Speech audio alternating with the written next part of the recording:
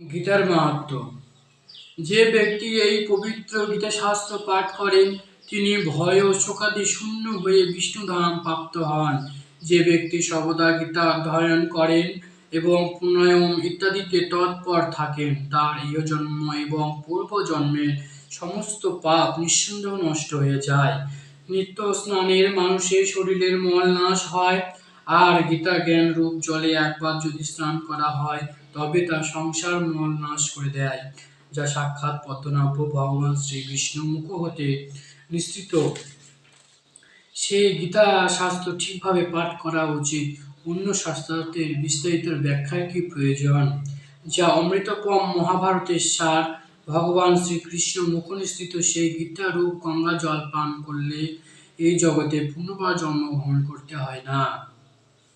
উপনিষদ সমূহের গাভীর সম্মান। উপরান্ত শ্রীকৃষ্ণ তার হক অর্জুন গোবৎস। এই মুহূর্তে গীতামৃতে সেই গাভীর দুগ্ধ আর শুদ্ধ বুদ্ধি সম্পূর্ণ সুধীজন তার ভক্তা। দৈবকীনন্দ ভগবান শ্রীকৃষ্ণ কথিত গীতা শাস্ত্র একমাত্র উত্তম শাস্ত্র। ভগবান দৈবকীনন্দ একমাত্র সর্বোত্তম দেবতা, তার নামই একমাত্র মন্ত্র এবং সেই ভগবানের সেবাই হল একমাত্র কর্তব্য কর্ম। হরে কৃষ্ণ কৃষ্ণ কৃষ্ণ হরে হরে, হরে রাম রাম রাম হরে হরে।